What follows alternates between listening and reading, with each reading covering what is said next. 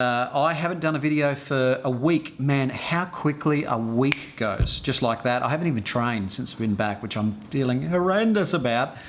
But I checked the scales the other day. I was 88 kilos, so I've actually lost 2 kilos. I don't know whether that's water retention, but time to get back into it, time to get back into training. Now, although I haven't posted videos, I have sort of film videos.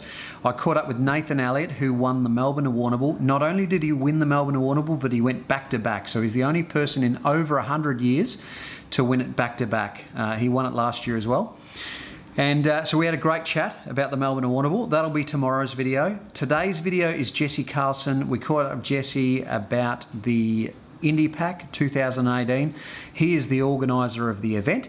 And so we had a bit of banter around that. I hope you guys enjoyed this video. It's just really an interview video. I'll get back to normal vlogging soon. I've had a lot of personal stuff going on, a lot of busy sort of meetings and stuff. But hopefully get back to normal vlogging pretty soon. Okay, so I'm not going to commit to a specific date. Anyway, I'm going to stop rambling. See you guys in tomorrow's video. Brother, welcome back. Thank you, sir. Welcome back. I haven't seen you since the last INDIPAC. No, it's good to see you back in the country. I know, yeah. I'm about 10 kilos heavier. 10? It's actually about 12.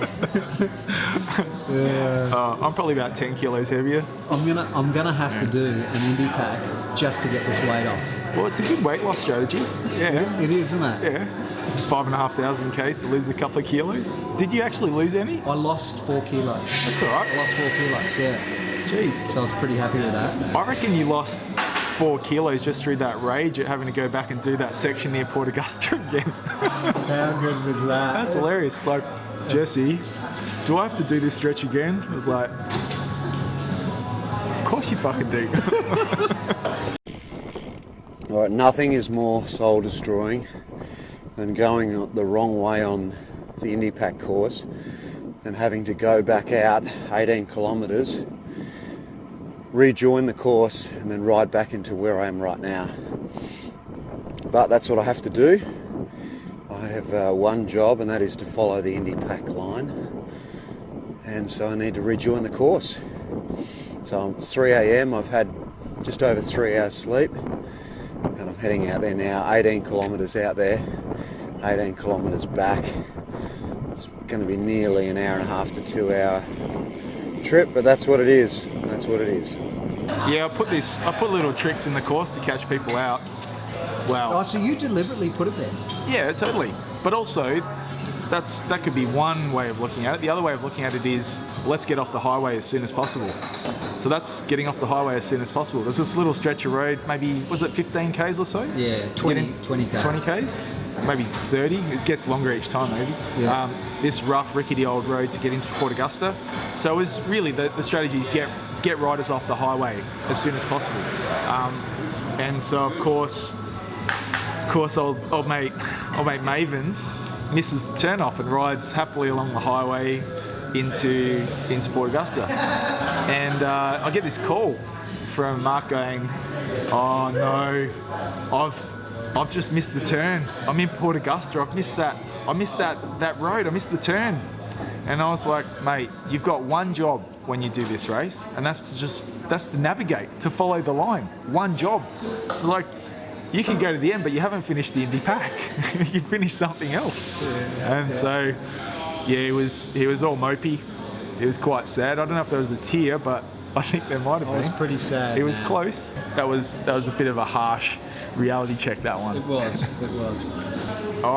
It's a tragic end to the race. Mike was a hero to all of us and a mate as well. And so yeah, it was a tragic end. But I think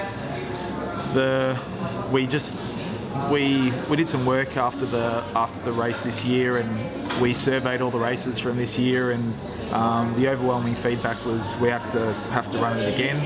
I think from speaking to Mike's mum as well, she was keen to see the race run again. I think it feels like if we don't do it again, it's all for nothing in some way. And so I think we've got to do it again, and there's so much good stuff that could come out of an event like this. So we can run the event again this year with and try to have a really good platform for messages around sharing the road and so on. I think with an event like the INDIPAC, maybe we can actually do something to change things about how things are on the roads in Australia. So I think it's fascinating. I don't really know why exactly there's so much interest in it. I think it's something positive in cycling, maybe. There's a lot of negativity around cycling, and this is something positive. The riders out there, they look like you and me. They don't look like an emaciated pro who hasn't eaten in 3 months. They look like real people, and they're doing something that maybe a lot of people wish they could do.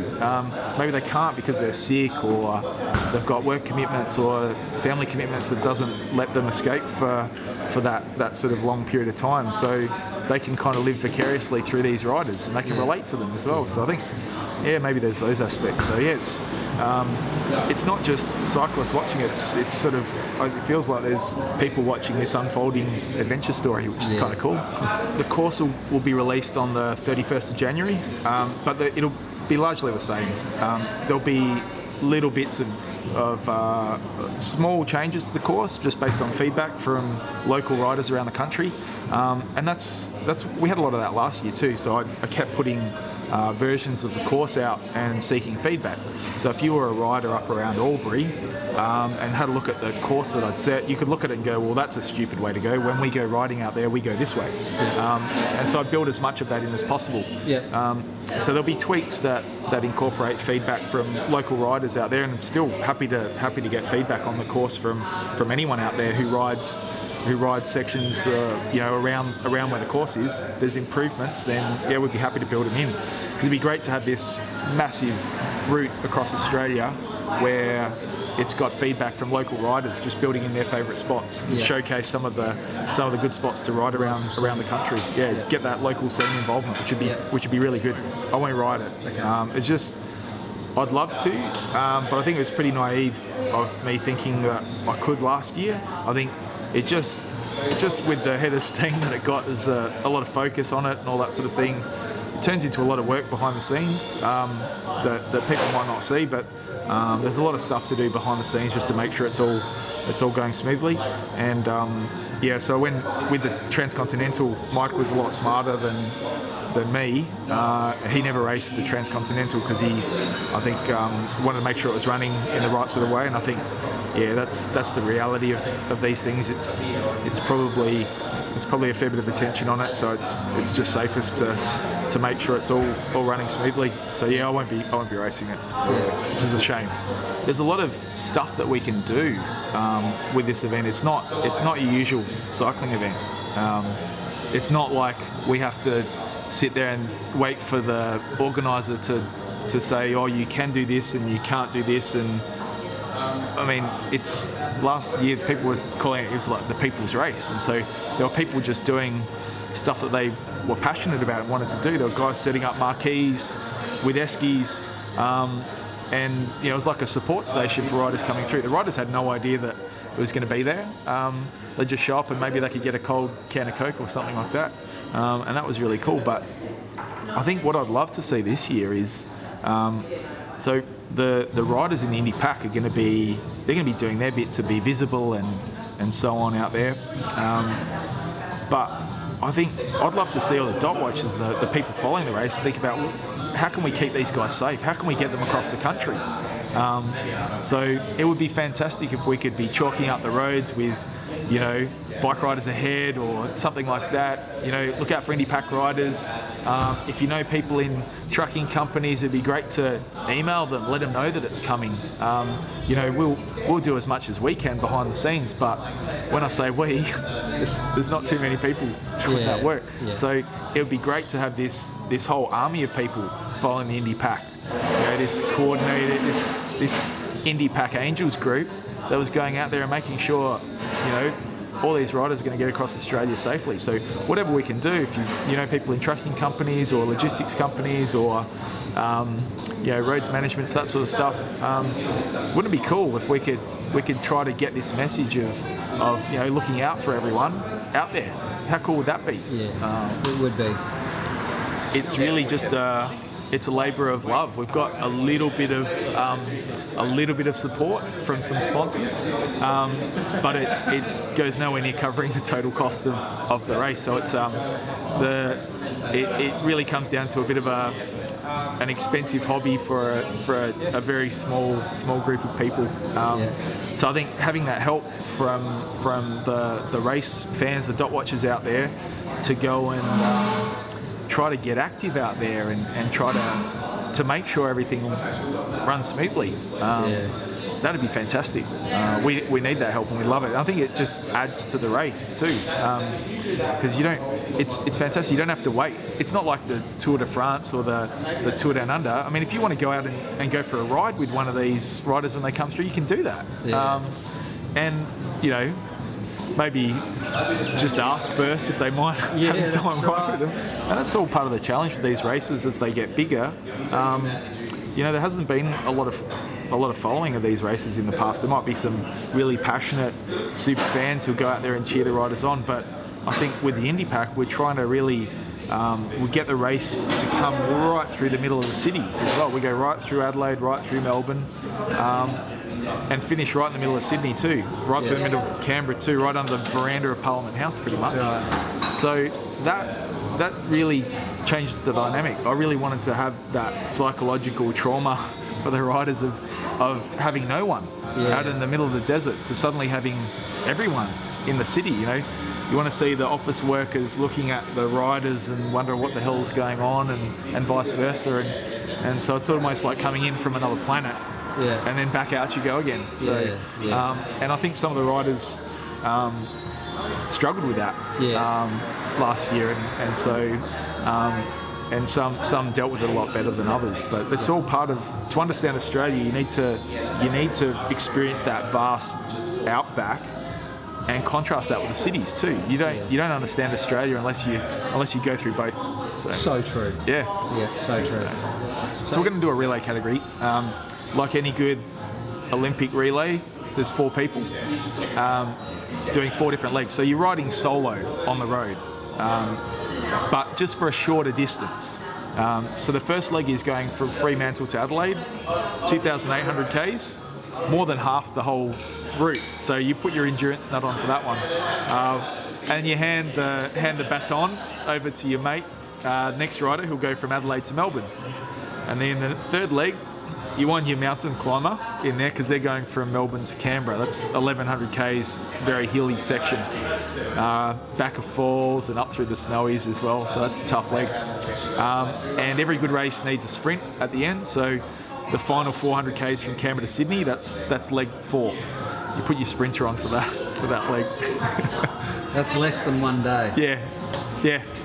So very different legs with very different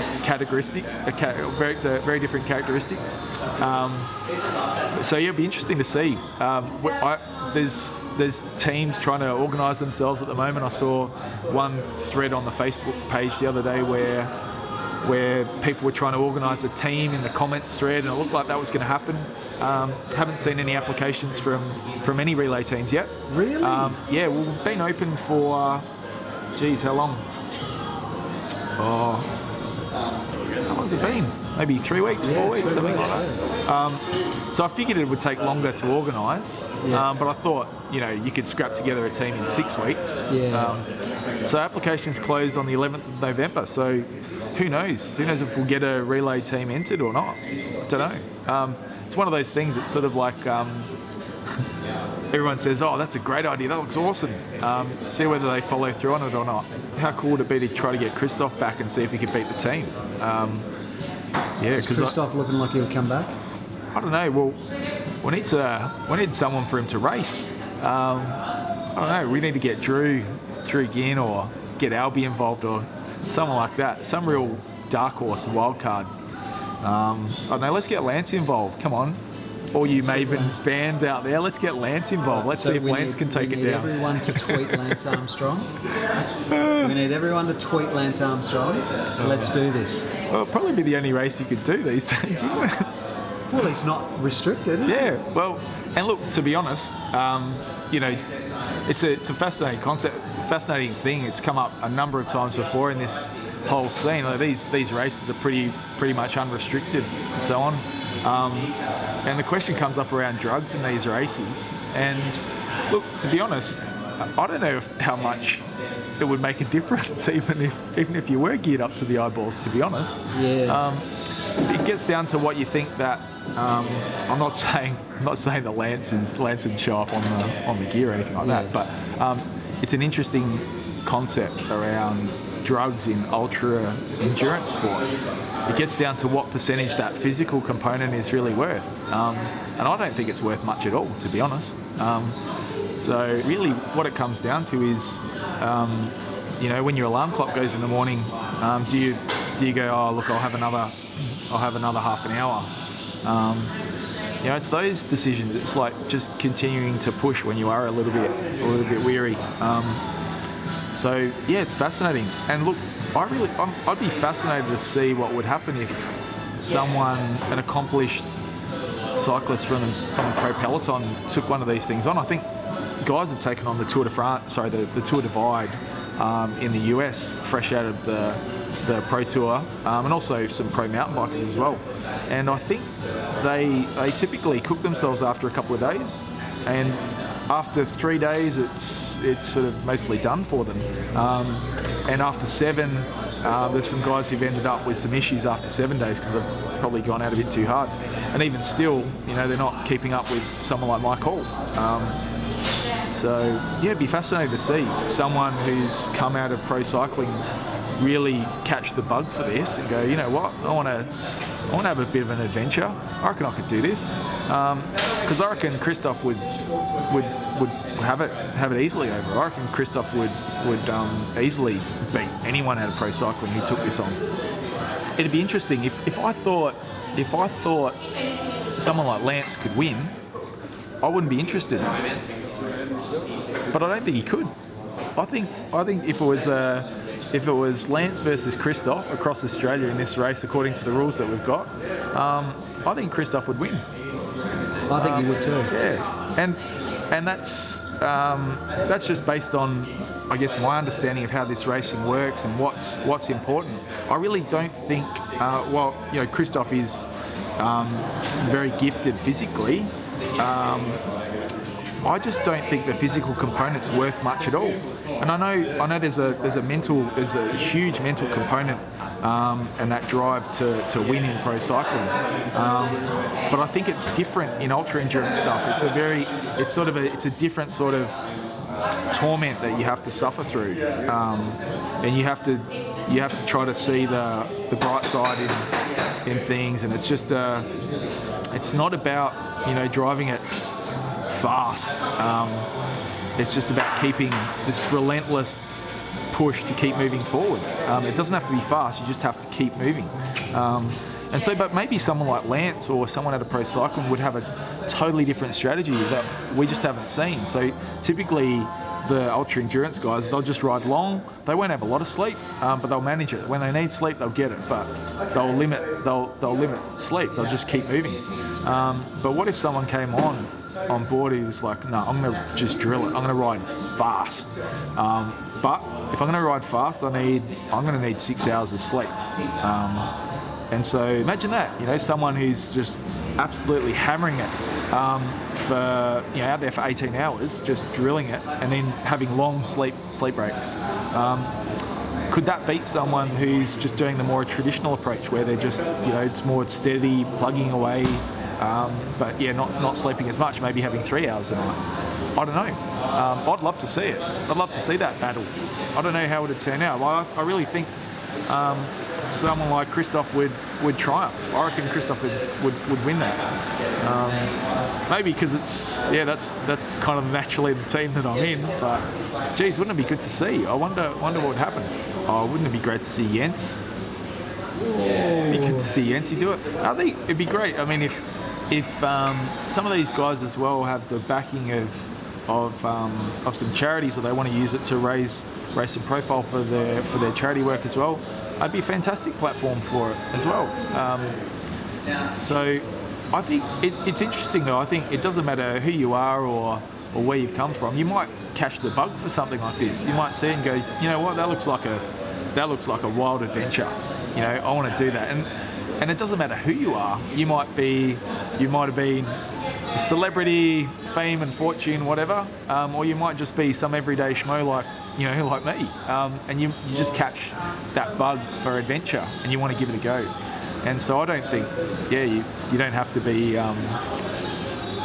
it's not, I don't think having that pro cycling pass excludes you from doing something like this, because maybe they'd love to do it, something different. Maybe it's a way to rediscover a bit of a love for riding bikes again. It's interesting. People try to draw analogies between Ironman triathlon and then doing Everesting stuff, and then they think they understand ultra endurance stuff. And as you know, Mark, it's like it doesn't really start until a few days in. It's as weird as it sounds, it doesn't really start until maybe day 3 or so. Your body has to settle in. There's this revolt process that happens as your body just doesn't want to do it. But after a few days, things get a bit easier and you get into the job at hand. But it's very different. Multi-week racing is very different to just a 24-hour effort or less. 24 hours, you can drive it pretty hard for 24 hours. You could sit just under threshold probably for 24 hours if you keep fueling, keep eating. But over multiple days, you've got all these niggles that crop up. If you're pushing it too hard, well, maybe your Achilles is going to blow up. Maybe you're going to have issues with your knee. Maybe if you're going too fast, maybe you're not going to be able to carry enough food. All these things come into play that aren't an issue really over just say a 24-hour effort or a 12-hour effort. The strategy that's won these races has been just keep moving, just not ridiculous speeds, but pretty limited sleep schedules, but ones that often the leaders in these races will have a pretty limited sleep schedule, and then after about a week they'll have a longer rest, and usually that's the race is blown up by then and they can afford to have a good rest and then get going again. But I'd be fascinated to see what would happen if someone like a Drew Ginn or Albie rocked up and went, no, that's wrong, that doesn't work for me. I'm gonna be sitting on 40 plus k's an hour until I'm done, and then I'm gonna have a good sleep, and then just keep doing that day after day. I don't know. I don't think anyone's done that. No one's adopted that strategy. No. So I think Stefan Streich, who raced the INDIPAC last year, Greek cyclist, he got very close to winning the Trans Am. He had some issues in the last 2 days, which cost him the victory. But when he did it in 2016, I think, that was the strategy he used. I think he was sleeping 6 hours, maybe more each night. But he was riding fast, a lot faster than anyone else. But he didn't win. So it'd be interesting to see, what someone could do if they really committed to that strategy and just pushed the pace, but then fast riding, hard rest. Rest hard, ride hard. I don't know. Is that what it's called? But I don't think people have messed around with strategy too much in that respect. I'd be fascinated to see. It's such a. It's interesting when you see people try to get into this stuff. They start thinking about how do you train for it, and so they're looking at interval programs and all that sort of stuff. And I think you've got to build up a bank of experience. You've got to head out when the weather's rubbish and build some confidence in the gear that you've got with you.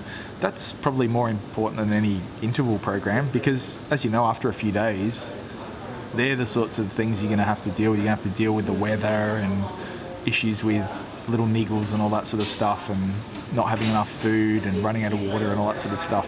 And issues around power to weight at threshold start to diminish a little bit. That's less important after a few days, I think.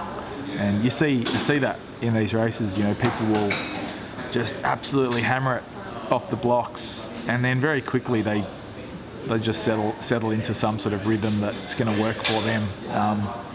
And those A-grade cyclists, maybe they're not going to be sitting there driving it at the front, because they've just resigned to the fact that they need more rest, or their body starts to break down a bit after if they're trying to drive it too hard. Struggling with knee issues, struggling with their stomach from trying to eat too much food. Yeah. So it's such a mental battle. So young Sam last year, I mean, he's a... Where is he going? It's fucking hilarious. This guy's just been reversing. I reckon this guy... Do you have an arch nemesis online? Do you have your anti-Maven? Who's your anti-Maven? There's a lot of debate around fatigue. Yeah. And should there be mandatory rest breaks? Yeah. And look, where I come back to on that is, I mean, sure, the rider should be allowed to decide how much rest they need. I mean, we're all adults, but it comes down to a safety issue. If you limit the amount of if you limit the amount of riding someone could do, you force them to rest a certain amount per day, even if it's an average over the course of the event. If you have a situation where you limit the times that people can ride, imagine you're climbing up through the mountains, middle of the snowies, and you're riding through a storm, but you're going to have to stop for 6 hours in that snowstorm, because if you don't, you're going to be DQ'd. You're going to have to let those riders continue until they're safe. Yeah. Imagine you're in the middle of the Nullarbor at night. You've been grinding through a headwind all day, and it's just taking you hours longer than you expected. And it gets to the time where you have to stop, otherwise you're going to be disqualified. And you notice you're being tailed by some dingoes. Are you gonna stop and rest? Try to sleep there for 6 hours with these dingoes sniffing around you and your food? Hell no. What if you were driving to try to get to that town where you knew there was medical support because you had some sort of issue? Maybe it's just minor, you just wanted to get it checked out. But no, you've got to stop for 6 hours at that point because you just underestimated whatever was going on, and you miss out on that resupply, you miss out on that medical support or whatever.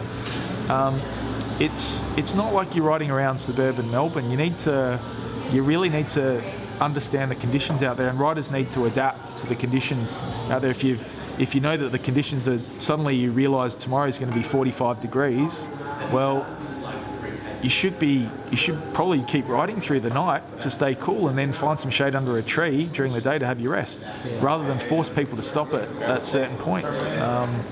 It's difficult because it's not a black and white matter. It's not a simple matter to understand unless you've been out there and experienced the conditions. It's really hard for people to understand that riders really need the freedom to ride as much as they need to until they can find safety. It's a point that gets debated a lot, but I can think of my personal races, Race the Rock. If there were times where I had to stop, I would have been in serious danger. Serious danger.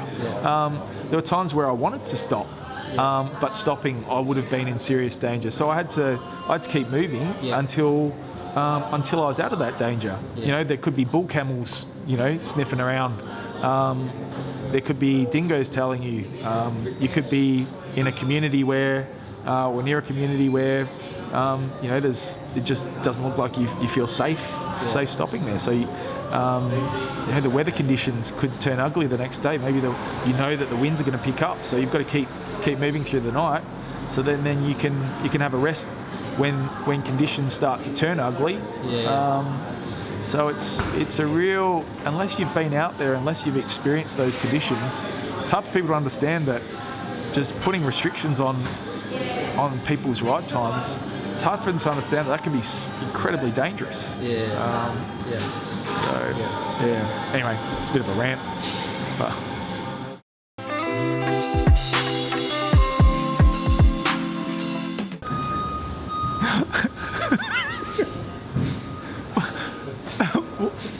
are you not allowed to drive forwards down this road? You have to just this is so good. The only thing we haven't had yet has been a fire truck. This guy's reversing again. It's crazy because we're trying to shoot an interview, obviously. We've had about 20 trucks just park out the front of this cafe. None of them are travelling forwards. They're all reversing. They're all reversing, just banging and crashing, and oh god, it's not meant to be. Reversing beeps. That's all I can hear.